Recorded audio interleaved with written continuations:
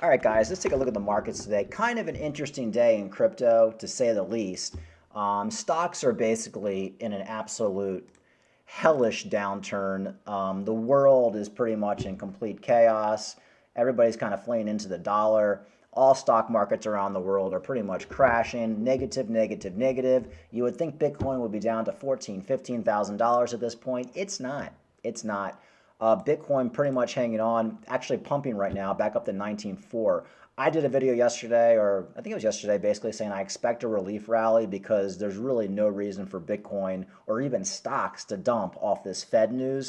It looks like I'm being proven right about Bitcoin, at least pumping, but of course, stocks are still dumping. And I think a lot of this can be chalked down to, for one, in a bear market, you always have to have money in because you never know when crypto is going to start pumping. I do think this pump is short lived, but could it go back up to 20,000, 21,000, 22? Anything's possible. And you do have altcoins pumping, like XRP still pumping. And of course, eventually XRP will stop pumping, and then that'll be it. So make sure to take your profits if you're playing XRP.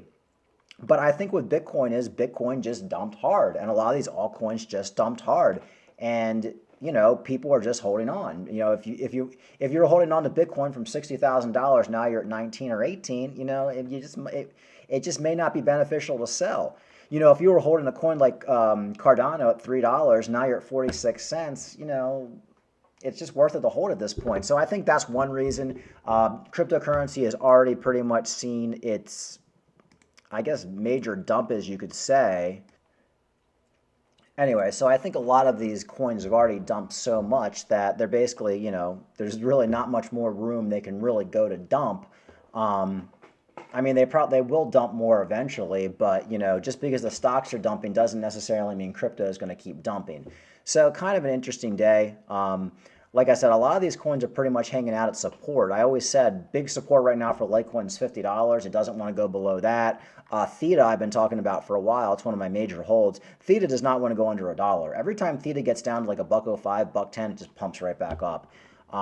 Very interesting stuff. This is one of the reasons I've been saying you just have to have skin in the game. Everybody was basically bearish yesterday, saying Bitcoin's going down to $12,000. It's over. Now we have Bitcoin pumping. So that's why you got to have skin in the game. Okay, let's see what else is going on. Other than that, some interesting Gareth Soloway interview here. Let's see what Gareth has to say. Chart. So you can see we bounced off these pivots right here. All right. And that's going to be a short-term little bounce. And then eventually we're heading back to basically just below 1,000, the double bottom. And then if I'm right that Bitcoin is headed to 12 to 13,000 and maybe even below, then I got to think that Ethereum could easily be headed down to, 700, 600 area. And that's going to coincide with the 3,700 S&P. I actually do agree with that with Gareth Soloway. I'm not very bullish on Ethereum, and I'm not very bullish on Ethereum even going into the next halving in 2024. I just think there's like so many other coins right now that are going to overtake Ethereum. It's almost like, why not just put your money in Bitcoin if you're going to put your money in Ethereum? They've already had the upgrade. And actually, Ethereum now is less decentralized, so it's actually going to scare people away. I do think a $500 to $600 Ethereum is coming. If it dumps that low, maybe a good deal, maybe not. But I really don't. I think Ethereum's all-time high of $5,000 is going to be very hard to beat, even in the next bull market. I mean, maybe it gets back there, maybe it doesn't. I just think there's so many other projects you could be in other than Ethereum. And most people are bearish on Ethereum. And here's Tech Lead right here. He's an interesting guy. Let's see what he has to say about Ethereum. Narratives after the proof of stake merge. A lot of people were hoping that Ethereum would be deflationary by now. It is still not. It's at about 0.2% inflation per year, Bitcoin slightly higher at the 1.7% inflation per year. Now, we need to talk about the overall markets as well. In stocks and equity, most of these have been going down recently, and that's due to the Fed raising interest rates to about 3.25%. But actually, the target rate is going to be even higher than that at around 4.6%, due to be reached in 2023.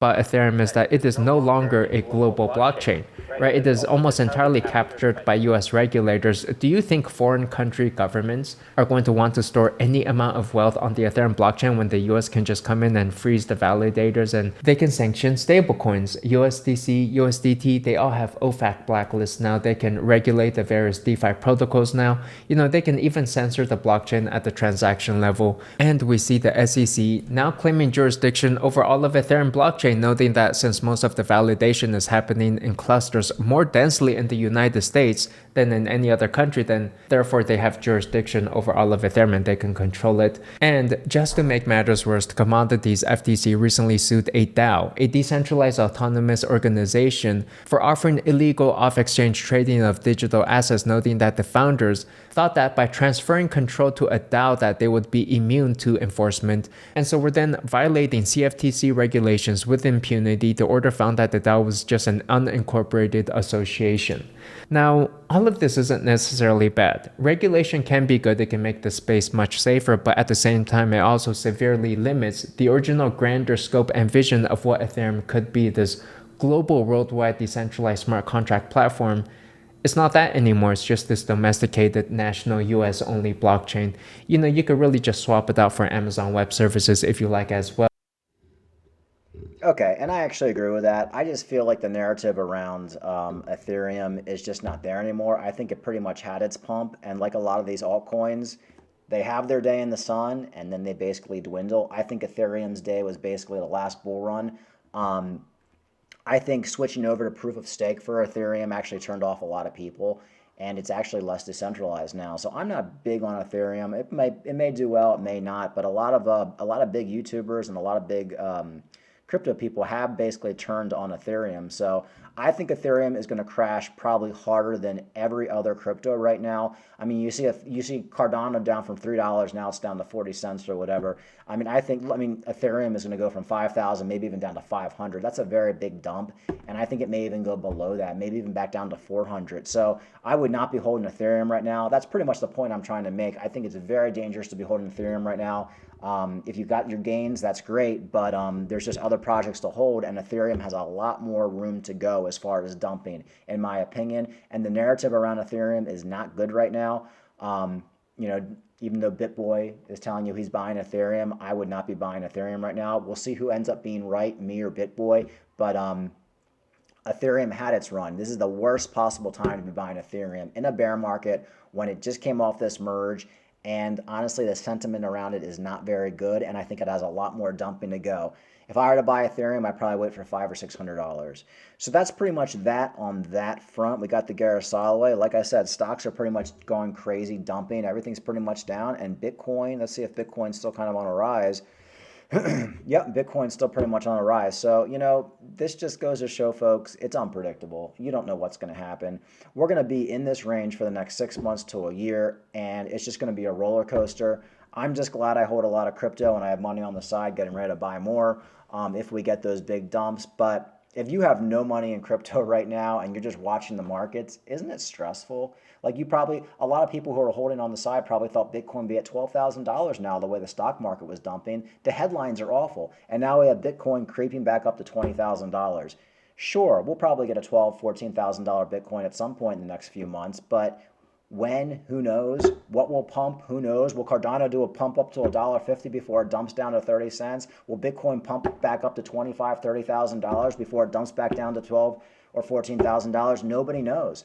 And the problem is, what happens is, if you're holding on the side trying to find Bitcoin at the cheapest price, if you have no Bitcoin right now and Bitcoin pumps up to $26,000, that FOMO is going to get you to buy it. You're going to buy it at $26,000, and then it's going to dump right back down to $19,000. That's why it just doesn't make any sense to just be like buying the pumps and buying the FOMO and trying to time it. If you just buy the dumps right now, buy the dumps and hold till 2024, you're going to come out of this thing a millionaire. Anyway, like and subscribe to my videos. Have a good weekend. I'll definitely do another video this weekend. Very interesting, folks. Stock market dumping. Bitcoin really not dumping. Bitcoin holding on. Eventually, we might see a decoupling of Bitcoin and cryptocurrencies from the stock market. Maybe it'll actually happen in the next 6 months to a year. Who knows? But I do think we're going to see lower prices in Bitcoin, but we might get that relief rally in between, and you know, you can make some money trading it. XRP, tread lightly. XRP has done this before. There will be a major dump in XRP, so if you got in at 38 cents, take some profits, folks. Take some profits. Have a good night.